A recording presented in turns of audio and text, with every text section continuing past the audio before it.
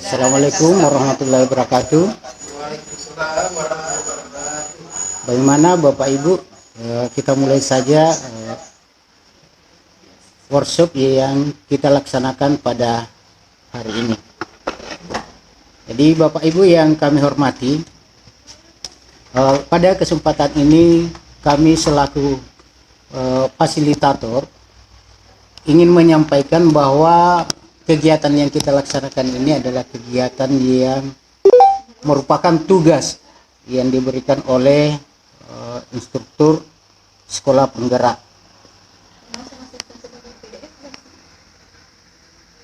Saya selaku peserta pelatihan pada kesempatan ini akan memaparkan materi tentang workshop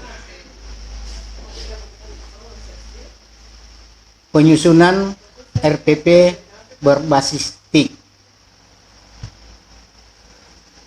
Sebagaimana tugas yang telah diberikan, tujuan dari workshop ini adalah untuk meningkatkan kemampuan guru dalam menyusun RPP berbasis TIK. Output yang diharapkan adalah meningkatnya kemampuan guru dalam penyusunan RPP berbasis TIK sehingga dapat meningkatkan kualitas proses dan hasil pembelajaran di SMP Negeri 6 Tubuh Sendana yang merupakan tempat atau instansi kami bertugas saat ini. Kemudian alur sesi perlu kami sampaikan bahwa tadi saya tidak masukkan acara pembukaan. Kemudian ada beberapa komponen-komponen RPP menurut Permendikbud nomor 103 tahun 2014. Kemudian sistematika penyusunan RPP menurut Permendikbud nomor 81A tahun 2013 dan 103 tahun 2014. Nah, untuk sesi ini saya selaku fasilitator akan memaparkan tentang prinsip penyusunan RPP. Ini prinsip penyusunan RPP. Ini ada 10 yang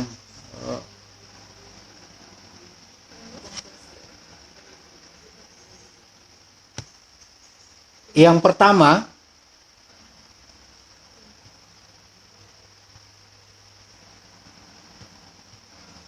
prinsip yang pertama adalah bahwa RPP itu harus secara utuh memuat kompetensi dasar.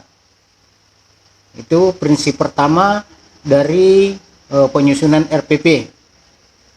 Kemudian kedua adalah bahwa RPP itu dapat dilaksanakan dapat digunakan satu kali atau 2 kali pertemuan dalam satu RPP. Ini tergantung dari materi yang cakupan materi yang ada pada materi yang di RPP-kan tersebut.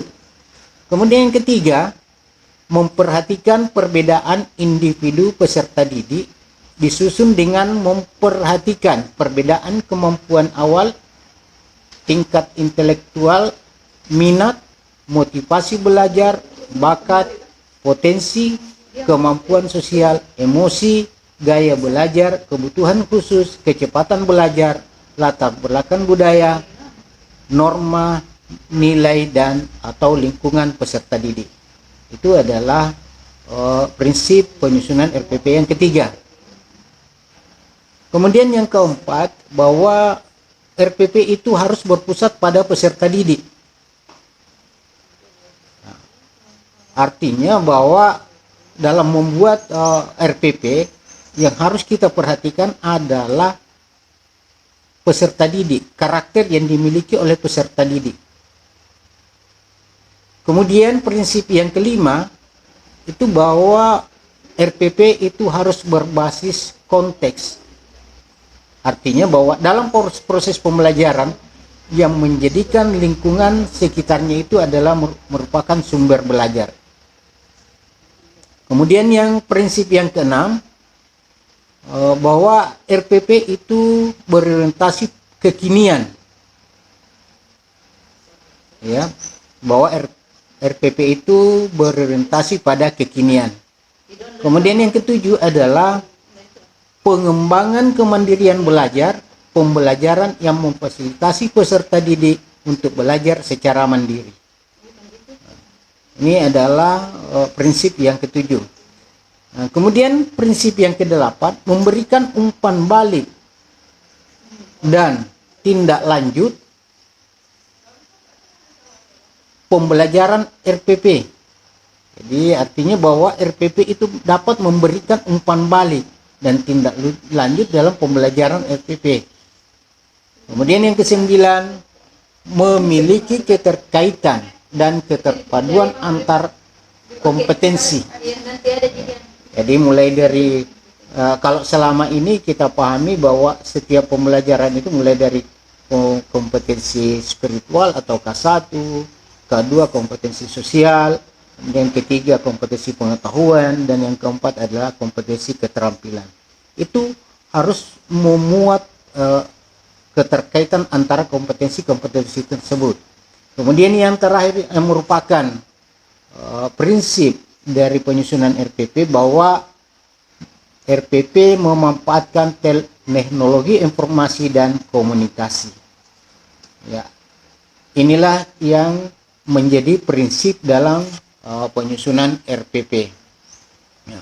Bapak Ibu yang kami hormati, dari 10 prinsip itu tentu saya kira selaku pendidik sudah memahami betul langkah-langkah pembuatan atau penyusunan RPP berdasarkan prinsip-prinsip yang telah saya jelaskan, paparkan tadi.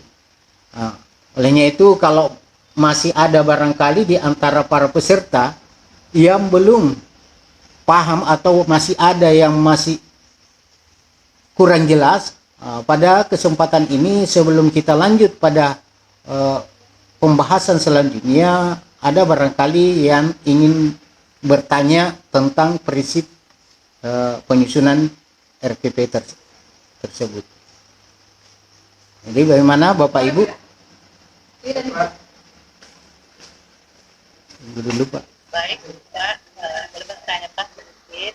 Oh iya, silakan Bu. Bu Hafsa Firdaus. Iya Pak, ya Pak. Ya, silakan Bu. Masuk Januari dibuat dia dia di Gading Benang. RPP yang mungkin di K13 ya Pak ya. Iya, iya Bu. Yang berubah ya, yaitu ajar. Yang kami tanyakan Pak, apakah RPP PSP itu tetap dimungkinkan karakternya apa di itu karakter itu ya, karena kayaknya profil pelajar Pancasila kayaknya karakter juga di RPP kan ya Pak ya. Oh iya, betul Bu, betul ya. Bisa menunjukkan karakter apa yang kita sesuai dengan pelajaran. Nah, apa begitu juga Iya. Pak. Ya, makasih Bu. Terima kasih Bu Hafsah atas pertanyaannya, yang menyampaikan bahwa apakah karakter siswa itu juga akan berlaku pada kurikulum pembelajar Pancasila ya Bu ya. Iya Pak, ya Pak. Agak kurang jelas tadi, jadi terima kasih Bu. Sebenarnya bahwa karakter yang selama ini kita berlakukan pada kompetensi K13 ya, kurikulum 13 itu pada dasarnya itu adalah merupakan dasar pada kurikulum yang ada pada Pancasila, pembelajar Pancasila, karena memang di situ dituntut juga pendidikan moral, kemudian bagaimana mencintai tanah air, karena itu adalah juga merupakan salah satu karakter yang harus dimiliki oleh siswa. Artinya bahwa tidak bertentangan antara K13 ini dengan kurikulum pembelajar Pancasila, Bu. Iya. Mungkin istilahnya saja yang berubah. Iya, Ya. iya seperti itu barangkali, Bu.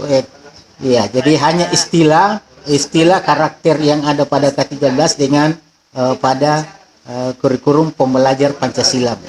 Ya, satuan pembelajar Pancasila. Iya, makasih banyak, Bu. Ya, bagaimana Pak Harli tadi sempat saya mendengarkan?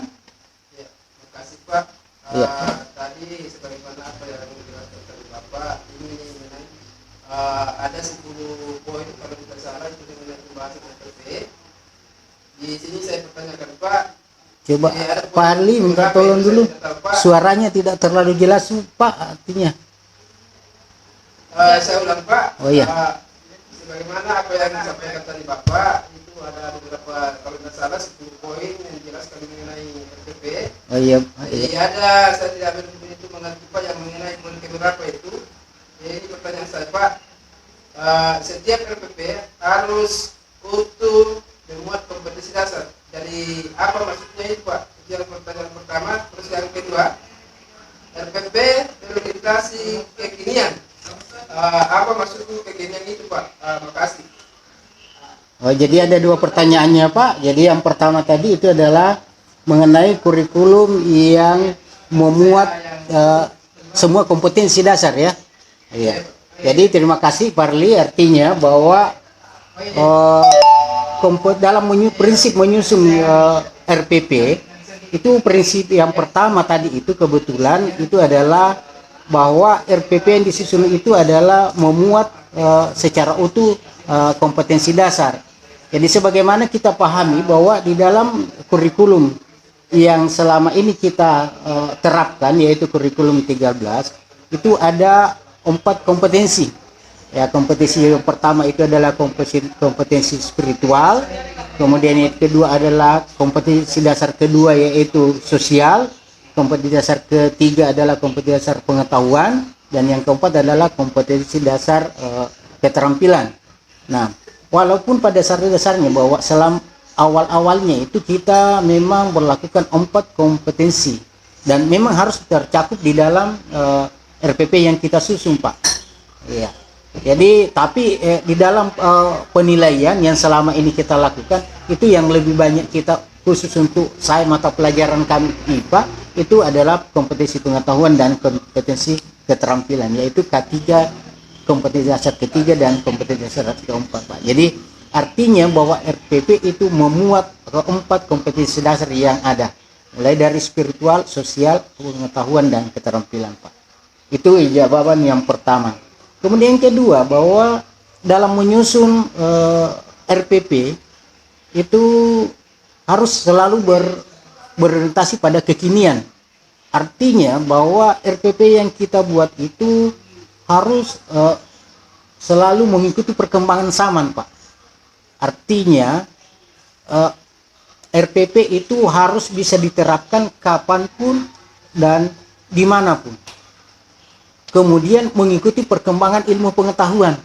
Nah, itulah sebabnya pada kesempatan ini kami selaku fasilitator kebetulan ini membuat ini workshop ini berbasis TIK, karena kita berupaya bagaimana caranya yang selama ini kita membuat RPP itu manual, untuk kedepannya ini menggunakan TIK, ya, teknologi informasi dan komunikasi. Ya. Jadi sekali lagi Pak, bahwa berorientasi pada kekinian, RPP itu jangan sampai ketinggalan zaman. Kita selalu mengikuti perkembangan ilmu pengetahuan. Dan memang untuk saat ini sebagaimana dipahami bahwa di sekolah penggerak itu kurikulum itu semakin maju, dan rencananya ini kalau yang sempat saya pahami dengar ini adalah kurikulum yang sudah disederhanakan. Nah, itu adalah salah satu contoh bahwa nanti dalam membuat RPP itu harus berorientasi pada kekinian. Iya. Demikian Pak Harli. Jadi barangkali sudah tidak ada. Kalau tidak ada, nanti kita akan lanjut pada sesi selanjutnya, yaitu langkah-langkah penyusunan RPP. Dan untuk hari ini kita tutup dengan barangkali tidak ada ya Bapak Ibu? Tidak. Oke, kalau tidak ada saya akhiri dengan ucapan wabillahi taufiq wal hidayah. Assalamualaikum warahmatullahi wabarakatuh. Waalaikumsalam.